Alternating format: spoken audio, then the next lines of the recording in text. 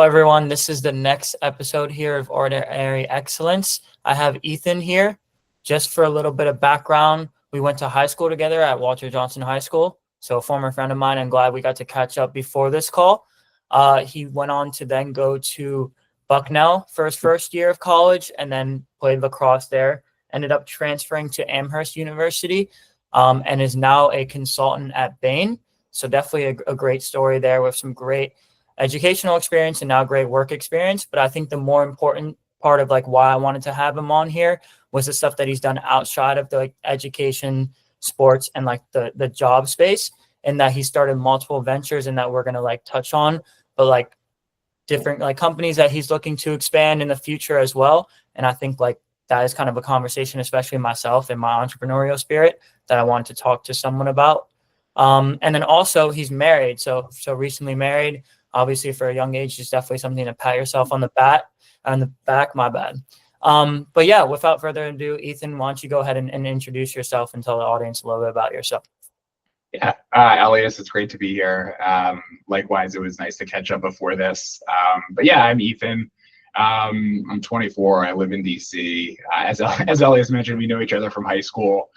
We had Spanish class together and a couple of other classes, but we're good friends back then. And yeah, I'm a consultant at Bain now in DC.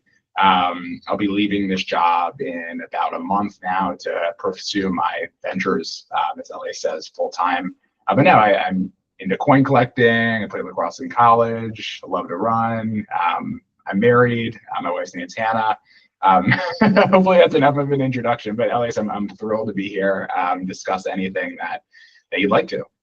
Yeah. So I think even before diving into like the ventures, the work, etc., I think interesting to hear how your experience was, because obviously I know everything from high school. Your experience was first going to Bucknell and then ultimately like transferring to Amherst, and how that was and maybe how they differed, what you kind of got out of both experiences there. Of course. So yeah, I played lacrosse in high school at Walter Johnson, where I went to school at Elias, and I was like any junior in high school, and I'm sure Elias shares this opinion, like incredibly focused on playing Division I sports. So for me, that was lacrosse, and I was lucky enough to play well at the Bucknell prospect day and have those coaches see me. I don't think it was my first choice of schools to go to, but it was a good Division I school for lacrosse, so I made that decision. I committed early my junior year of high school. And I loved a lot of things about Bucknell. The people were great. I got to meet a lot of amazing people. I loved the school. It was interesting to go to school in Pennsylvania, given that Elias and I are from Maryland. But I just don't think it was a good academic fit. I think I knew that going in a little bit. So in the spring of my freshman year of college, I began the process of trying to transfer to a school for academic reasons. Applied to a lot of schools, didn't get into a lot of schools, but I was lucky enough to get into Amherst. So I went to Amherst from my sophomore year all the way through my senior year to play lacrosse. Studied economics there. I think it was a much better academic fit. But Bucknell and Amherst are both really small schools, right? So Bucknell is 3,500 total undergrad. Amherst is about 1,800. So I got to have that small school feel through the entire experience, which I think was really beneficial. Okay.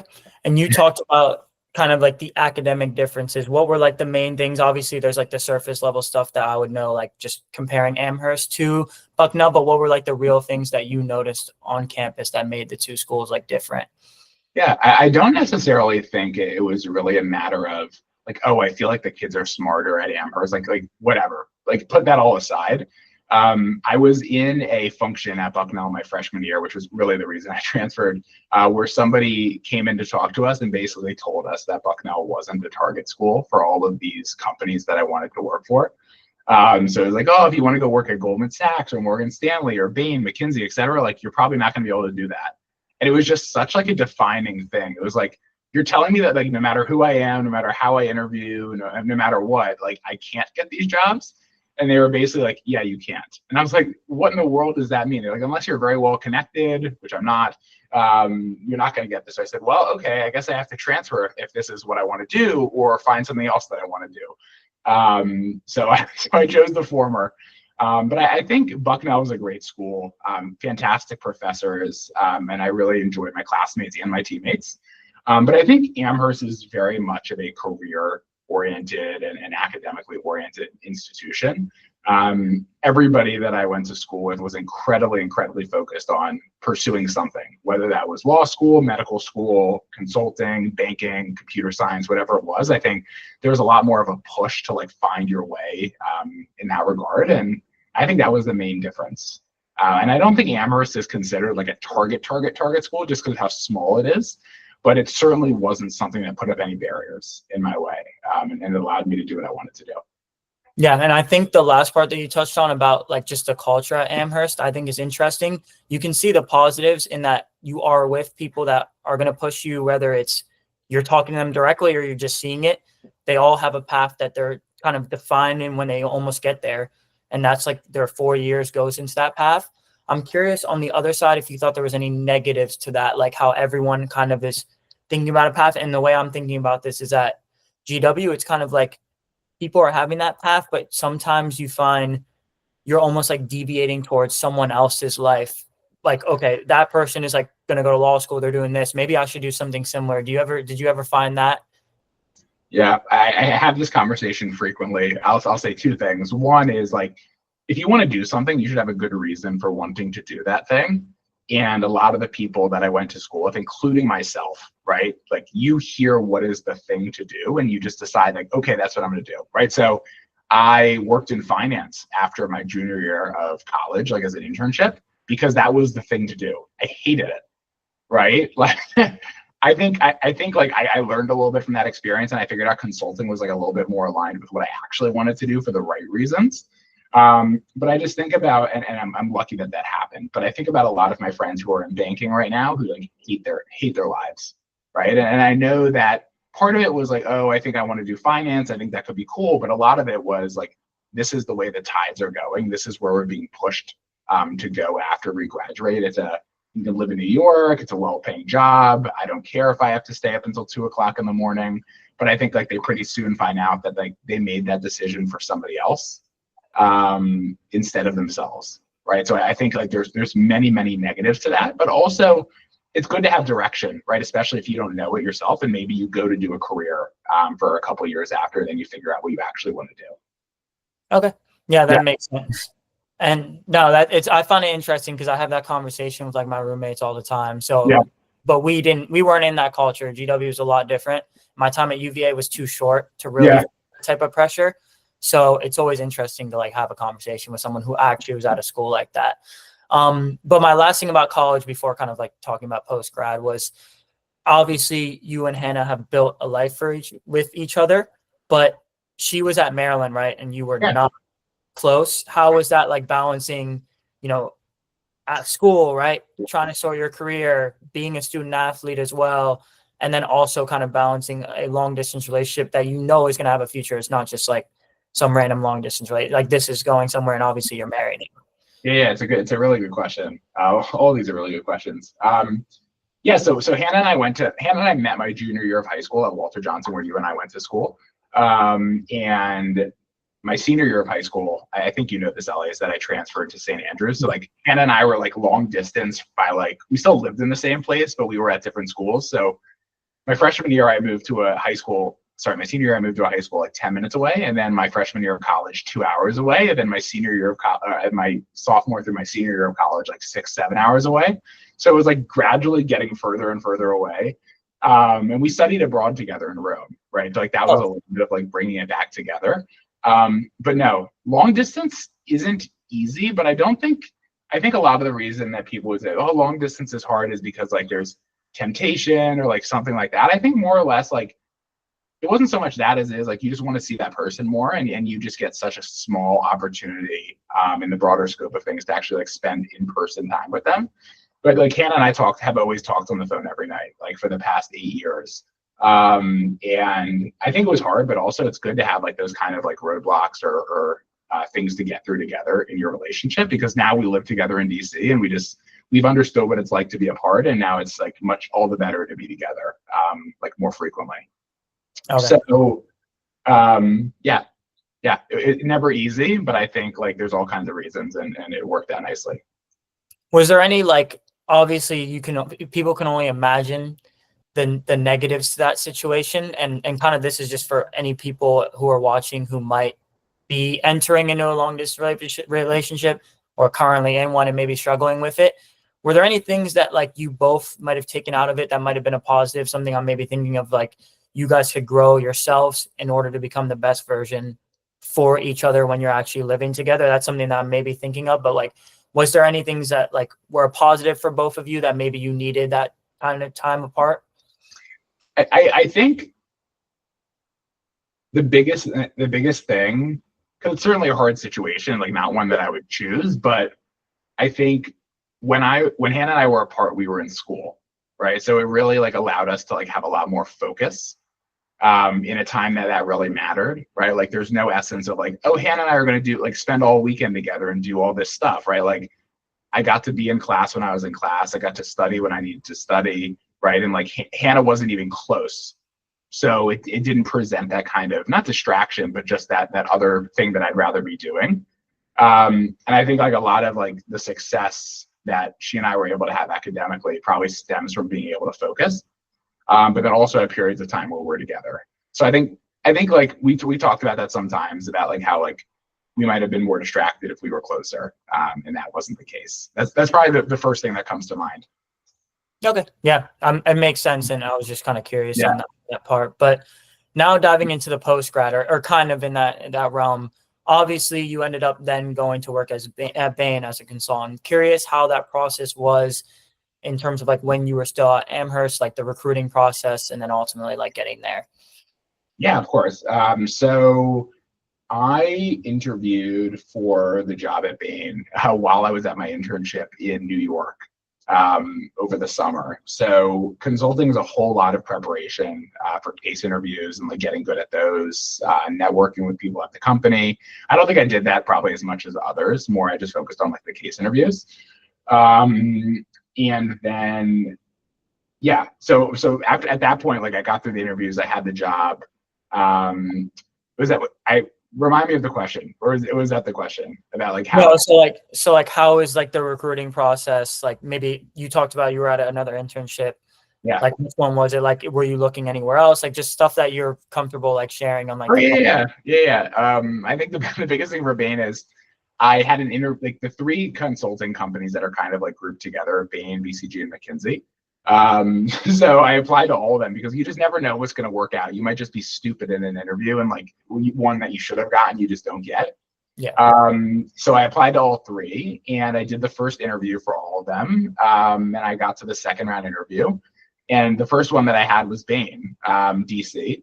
And Bain, I think, was the one that I preferred just because I knew more people from the firm. And I preferred the culture a little bit.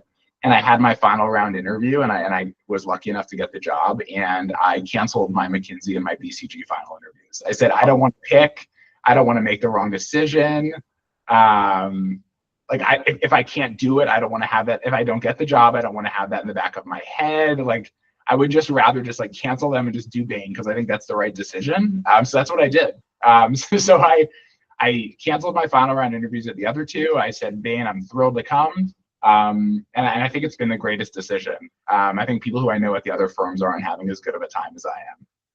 I'm curious, did you tell Bain before the interview that you canceled it with McKinsey and BCG? No. So I got the job at Bain and then I canceled it. Oh, okay. I was gonna say that would have been I'm not a crazy person. Risky if you had done it that way, but yeah, okay, that makes sense. Yeah. And yeah, then how was it? Obviously, you've been there for almost 2 years now. How has the experience been? Like, what positives have you kind of got? How has it like helped you grow as like both in your career as a person, just like overall your experience there? Of course, I think it's the greatest place to work. And it's interesting that I'm leaving, and I think it's the greatest place to work. But I think when you start coming out of college, there's just so much to learn, and there's like a whole world in front of you. And a place like a consulting firm that gets to work with big companies to solve hard problems just allows you to see a lot of really meaningful things very quickly. And that comes with a lot of tough things, right? Like I'd say the hours are worse than your typical job. And there's travel, which sometimes isn't fun, or sometimes is pretty fun. But I've just learned so much over the time working with difficult supervisors, working with great supervisors, working with difficult problems or easier problems. But a couple of like the highlights. My first case was an offshore wind with these huge like $20 million machines that are like gonna like make energy more sustainable for the world, which was great to be behind. And we went to France for the case, right? So that's where our travel was to. So we flew into Paris, right? It was really cool. And it's gotten a little bit less glamorous as I've gone on. So my travel now has been to Virginia weekly, which isn't quite as exciting. Not to Charlottesville, Elias, to Richmond, but I might rather go to Charlottesville. But no, it's been good. And I think it's been a fantastic 2 years. I've learned a whole lot. Yeah.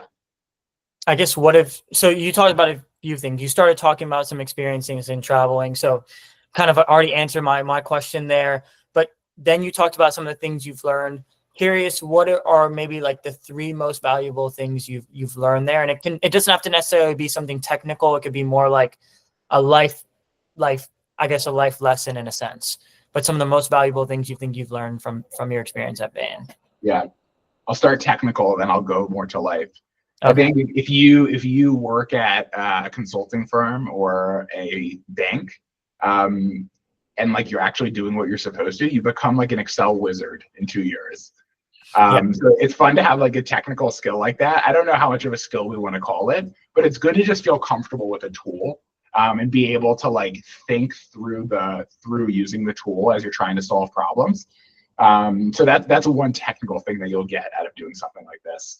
I think in terms of life, one that comes to mind is like people here work incredibly hard, and to see how hard somebody can work if they need to, I think is something that's pretty important, right? Because people can work harder than they think they can, right? In sports, right? Like people can push themselves harder than they think they can push themselves. In work, people can work harder than they think they can work. And it's really when you break through that, like, everybody works this hard or everybody trains this much, I'm going to train more or I'm going to work harder, allows you to learn a lot quicker. And I think being able to see that through the people above me and how they've like just gotten so good at the job has been great. And then I also think something that's kind of fun is you see these huge companies that you think are so well run, they're billion-dollar companies, and you see just how many problems they have.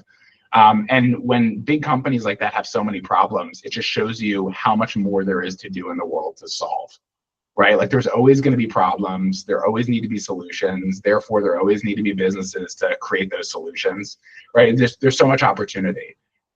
So it's been cool to see that through the lens of helping big companies. Okay. And you've kind of laid out a really good introduction to my next question, which is going to be ultimately why you stepped away, but it will be a 2-part question. So sure. The big topic here was like some of the side ventures you've started, starting with your coins business. But I guess if you can walk the audience and I through the start of it, like high school with the coins all the way up until what you're doing now. And then like once you get to what you're doing now, we can kind of pause and I can like restructure it in a sense. But yeah, just like walking us through your startups. Sure. I'll start. So starting with coins, right? Okay. Yeah. Perfect. Yeah. So I started collecting coins like in middle school. You collect, and then you realize you don't have any more money left. So you have to start selling things to collect more things. And that was like a business I would buy and sell with other kids my age, with some dealers here and there. I had a couple opportunities that kind of like fell into my lap with people who were older, who had inherited coin collections and didn't really know what to do with them. So I started doing evaluations for them, like buying inherited collections. And I would say like my senior year of high school is when that really took off. I would just do a collection, they'd post a testimonial, I'd do another one, they'd post a testimonial, I'd do another one. And that really just grew into me doing that for a bunch of different people in high school, then in college. Naturally, in college, I was away from home, so it was mostly just like winter break and the summers. But I think in those periods of time, I was able to do relatively well with it. And again, like right now I work, right? So I don't have as much time to do it either. Something I did in coins, I guess over the last year, was like build like a feeless alternative to eBay. which was kind of fun, called Numisme. So we have about 400 dealers, about 300 million of inventory on the website, but it's feeless, right? So like we don't make money on transactions, so don't get so excited. But no, it was cool to like build a tech product like that, like around like a community that I really like, and we're working on a couple of other pieces of technology in that. Like image recognition to listing on eBay, and then like have some board members who are big in coins. It's not my main focus, but it's something that I really enjoy doing, and I think the people in the coin community are awesome. And it's fun to have been able to do that all the way through tangentially to my other things, and I'll continue to do it forever, I'm sure. Okay. And then what was next after that? After coins, there's always been so many things. So like when I was doing coins originally, I was also lawn mowing around my neighborhood. And I think it was mostly coins throughout high school, no technology. I started an appraisal company my junior year of college, which was terribly unsuccessful, and then a little bit more successful, and then more successful. I like ran that through actually like most of my Bain career. And I sold that business in the winter of last year. So like November of 2024. Okay. So stopping there, give us a little bit more background on Appraise It. And then you said it was terribly unsuccessful and then was getting more successful. Walk us through like why it was terribly unsuccessful. Oh my goodness. Starting a business is the most brutal thing in the world. It looks so fun from outside, but nobody wants to help you. And it's like, really what a lot of people will say is like inertia, right? It's like you're needing to put something into motion that is not in motion, right? It's like pushing a boulder that like weighs 1,000,000 pounds, and like you struggle, and it won't move. But then once it starts moving, it moves. It's just interesting. So I started that business as something else, where like people could like send a picture of their painting, and I'd like tell them how much it was worth. And then like through opportunity, somebody came along that wanted me to like do an inventory appraisal of their house. So we did that, and then we transitioned the business. This was just me at this point. And I just tried all kinds of things, right, to like get this thing to work. Ads, emails, text messages, all kinds of stuff, right? And it just wouldn't work. We made like some articles and some informational materials on the website for SEO. That's kind of what made it take off. So like it went from like no revenue, and then I had a partner come in who helped me with a lot of the technology. And just gradually the SEO was better and better to the point where we would have 1,200 organic leads a month. Without paying for anything, right? So like 1,200 people, like not only coming to the website, but coming to the website and telling us they needed an appraisal. Yeah. And an appraisal can be like a $200, $300 thing. It can be like a $15,000 thing, right? Okay. So like to have that volume of people coming and asking for the service was really beneficial.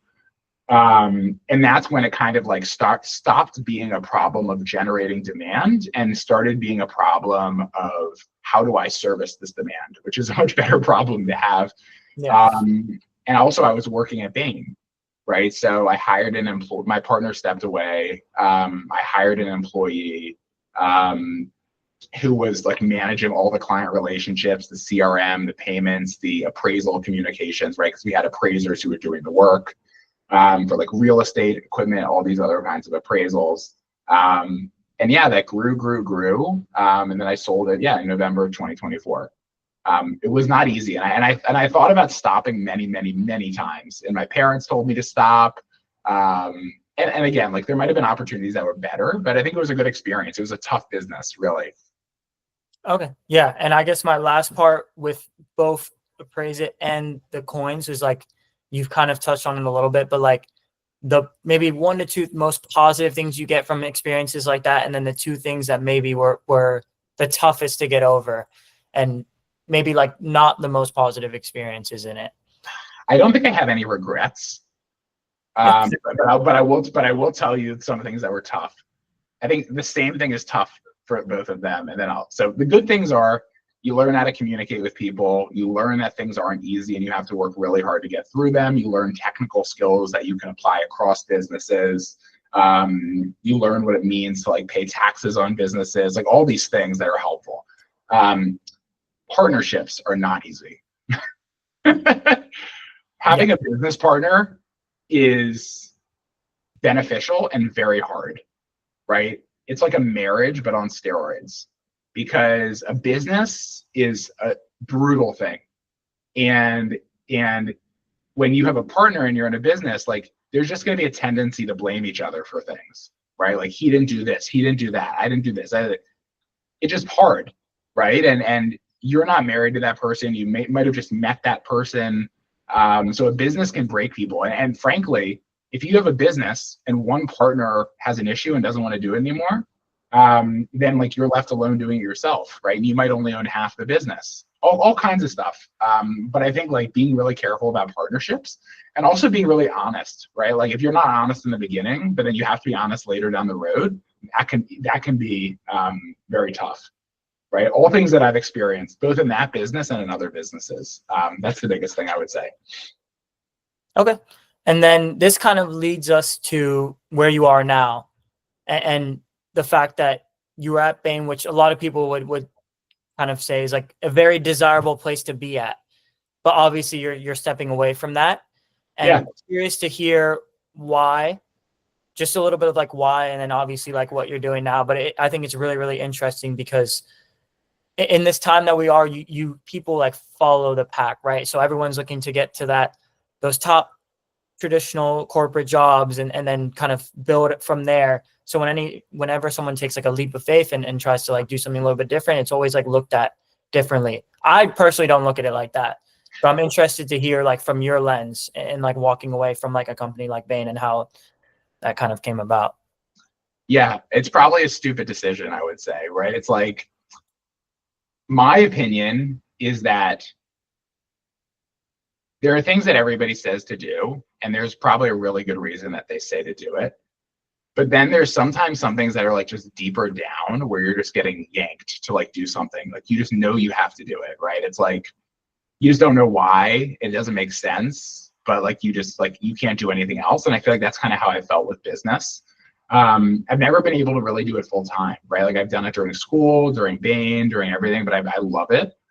And I feel like Bain was fantastic to learn for 2 years, right? I met amazing people, had to solve really hard problems, understand what it means to work with others. But at the same time, I think like I'm in a situation where I want to like solve problems that are a little bit smaller myself, right? Or maybe not solve problems that are a little bit smaller, but solve different problems that I can really like wrap my arms around. And like see everything through all the way, including dealing with all the problems, right? Like not having a team to like fall on and having to like report up a structure and to like take things and do them the way that others want. It's not that I don't want to take direction, but it's more like I want to see a problem and say, okay, this is a problem that I'm passionate about solving. Let me like throw my life force at solving this problem the best way I know how and adjust as necessary. And I really do truly feel like if you want to make money, you should not go into business. You just look at like what it means to like make a salary at a good company and like put money in your investment accounts and just let it grow and like work, right? Like relatively risk-free. I think working at a company is your best bet, right? If you want to get rich. But if you have to do something like starting a business and you're miserable at a company, not because the company sucks, but just because you really want to do something else, that's my reason for leaving. I think Bain has given me so many amazing things, and I'm excited to like leverage those into doing something where I'll probably fail, right? Most businesses do fail, but then you could just get up and try something else, right? Which is a really great thing. Yeah, and I think the most important salary you could have is kind of happiness with your life, and if what direction you were going in it doesn't align, then it doesn't make sense. And everyone has a different path. What's good for someone else might not be good for that next person. I also think, yeah, you know, you could stay the course in a corporate environment and make a lot of money, which is what a lot of people do, but there's definitely following your passions and people that make boatloads of money. So I wouldn't necessarily say that. Obviously, there's businesses that but there's definitely some upside. So don't sell yourself short. But I Yeah. guess that's now talking about where you are now, seeing what you've been building on LinkedIn. If you can talk about that with so many startups and how that has been going. Yeah. So how would I even say this? I've done so many businesses in my life, and I think the ones that I thought would be successful and the ones that actually were successful didn't always exactly align. So as I knew that I wanted to leave Bain to do a business of my own, I didn't quite trust myself to know from an idea stage which was going to be the thing that I needed to throw everything at. So what I decided to do was say, okay, I'm going to come up with 5 ideas, right? Maybe 6 or 7, whatever it was, and just begin posting on LinkedIn about them. See what like people think about those ideas, get feedback from people, build them up. So I basically built the tech stack around a bunch of different ideas, like made them pretty and like presented it to the world to get feedback, right? To figure out like what made the most sense. So there is a chapstick company that I was working on with my wife. There is a resale company called Sign Up and Sell, all kinds of things, including 2 companies, one called Alumni Sites and one called GovAngel. And over the last month or so, I was able to like narrow those ideas down into like what I believed were the best ideas, both from an excitement standpoint of what I could get behind, but also from a people reaching out to me and saying, this is a good idea and here's why. Or people just reaching out and saying, oh, this is so interesting. Like, I'd love to be a part of it. So at this point, I have been able to narrow that down to 2 ideas. And I would say now more like 2 businesses, less 2 ideas, that I've been able to build a team around and go to market with and begin growing. But yeah, I'll pause there. I'm excited to go in whatever direction you think is best. No, just go ahead and I guess talk about both of those and how they're going. Sure. And kind of where you see them, where you're hoping they will end up in like the next year, next 2 years, etc. Sure. So let's say I started these, like, I really was able to dig my teeth into these about a month ago each, I would say. Alumni Sites is a platform where high schoolers or applicants to colleges can book one-on-one calls with college students, right? So this is kind of inspired from the company that Elias works at, Alpha Sites. So naturally, it's called Alumni Sites. But like that company basically allows you to like speak with experts, and in my job at Bain, we do a lot of that.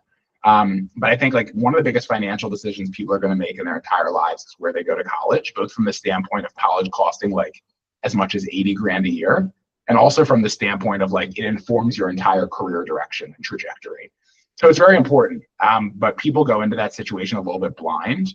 And also when people are applying, right, like they don't know the school specific insights that might allow them to apply better or apply to different schools or whatever it is.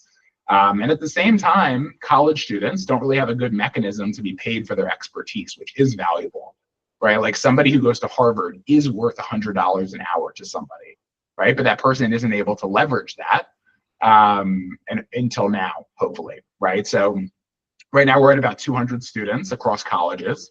We haven't paid for any marketing or anything. And I think like we're now crafting the strategy a little bit to be more successful. But to have 200 students across schools is exciting, and they have profiles and videos on their profiles and all of that. And getting to learn about them has been great. So I'll pause there on that one. So go ahead. Before diving into GovAngel, sure. Where do you hope, you're talking about some of the mechanisms that you're hoping to grow. If you could craft the company to look in any form in the next 2 to 5 years, how would it look for you?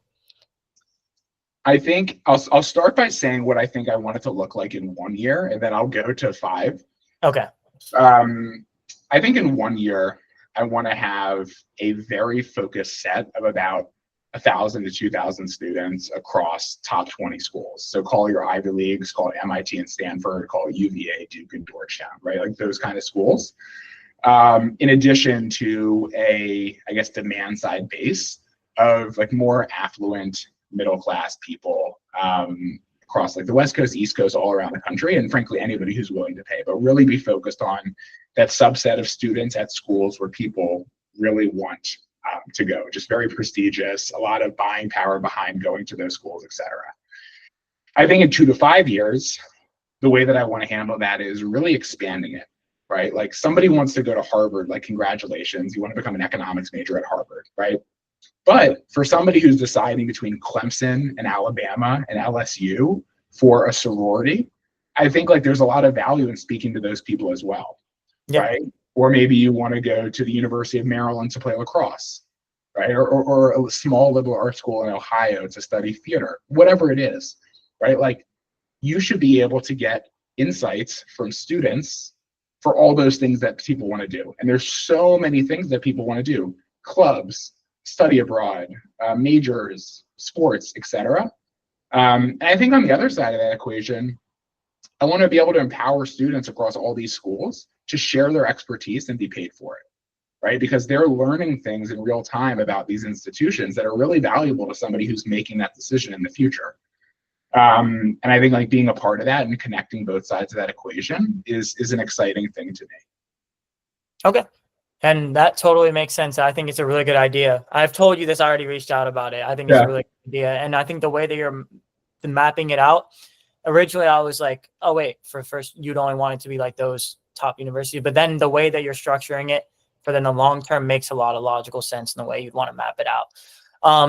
So now GovAngel, if you could walk us through that. Sure. So I started GovAngel with my friend Alex. And we started, this will just show you how crazy business is. We started it with the insight that it was so hard to find government contracts, right? So this is like a little bit of a backstory just so everything makes sense. The United States government spends trillions of dollars a year in government contracts, like with a T, right? Like it is the biggest consumer in the entire world. There's nobody buying more than the United States government. And that's at the federal level, at the state level, and at the local level across counties and cities. And the way that this is done is by posting RFPs, right? Which is a request for proposal, or, hey, I'm the government, I want to buy this thing. Like suppliers, come tell me how much you will sell me this thing for, whether it's a good or a service. And you would hope that there would be a fantastic website with all the money that the government has, where they post all of these things across all of these sources for everybody to see. But it's not. There's one website for the federal government, 50 for the state governments, 1,300 for the cities, and 3,000 for the counties. Different websites with different structures that were built in like 1999. They're horrible. They're all different. They're very hard to search. They're just not good. But this is the government we're dealing with, right? Like they're never going to change. They don't have to. So our initial insight was, oh my gosh, we have to build a software system that pulls together all these different RFPs and allows people to look at them in a personalized way with AI. Okay, great. I think it's a good idea. The problem with that idea is that there are 50 other sets of 225-year-olds doing exactly that. So when we go to build this thing and we find out, oh, here's another one who's doing exactly what we're doing. And every day we would find another person doing exactly that, right? To the point where there's so many companies. But we were having conversations with contractors about how they were finding contracts, and they were doing it this old way. They're looking at the newspaper, they're looking at one website instead of 100 that they should be looking at. So we're like, well, there's clearly a problem, and these people who are building this great software, like it's good, aren't solving the problem for these people. We're like, what the hell is happening? Well, it's too expensive, right, for somebody who's like a small business to really purchase it and make it make sense. But more than that, like the people who own these small businesses that are still doing millions of dollars a year in sales are like 60-year-old guys, right? Like they're not buying your AI software.